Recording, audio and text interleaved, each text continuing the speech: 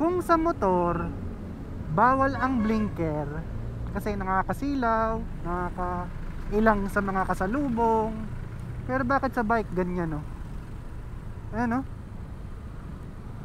Ba't kaya pwede yan sa bike? Di ba tayo aware na nakakailang yan kahit sa side mirror lang? Yun, no? Kita nyo ba yan? Grabe lang, di ba? What more pa sa mga kasalubong yung ganong blinker?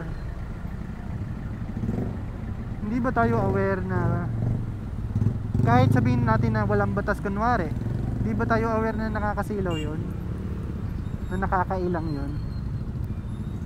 Puti pa naman siya. Puti pa naman yung ilaw na yun, LED. Malakas talaga yun kahit ano lang siya, decharge lang, na hindi nakakonect sa battery katulad ng sa motor. Wala ba tayong regulations about that? Kasi grabe lang din, no? Nakakaawa lang din yung mga kasalubong niya. Nakakaawa lang din yung matatapatan sa side mirror nung ilaw na yun. So sana tayo as users ng LEDs o headlight o mini driving light na nagbe-blink, mga blinkers, sana maging aware tayo na kawawa yung mga kapwa natin na gumagamit ng kalsada.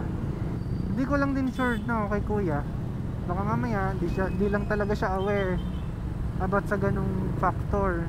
Or sana magkaroon din ng regulations sa mga bikes tsaka e-bikes about sa mga malalakas na LEDs. Kasi sa e-bikes meron din yan eh.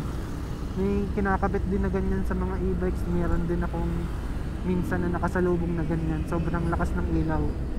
So sana maging aware yung mga siklista natin. Hindi lang siklista, kundi pati mga motorista na nakaganyan. Yung ano, yung rapid horn. 'Di ba? Pansin niyo yung sa rapid horn may kasamang LED.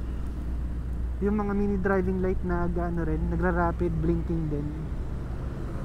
So sana iwasan niyo yun. Sana wag kayo magpakabit ng ganun kasi kawawa naman yung mga kapwa natin na riders. Diba? Yung mga gumagamit ng kalsada. Kahit mga kotse, kapag natapatan natin ng ganun, kawawa. Most likely maging cause pa yan ng aksidente. Ano bang pinagkaiba nun dun sa ano? Dun sa steady light lang? Siguro, tingin ko lang din naman, ang purpose nun is para mapansin sila na uy may parating, parang ganun, diba? Same siya sa purpose ng mga ambulance kung bakit may strobe lights, mga alarms, diba? Mga umiikot-ikot na ilaw.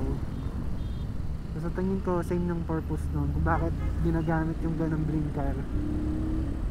So yun lang na, sana ay huwag na natin gamitin yung mga ganun. Sa mga nakakapanood na kapwa ko siklista at motorista or kahit anong vehicle, e-bikes or four wheels, sana huwag na tayong gumamit ng blinkers.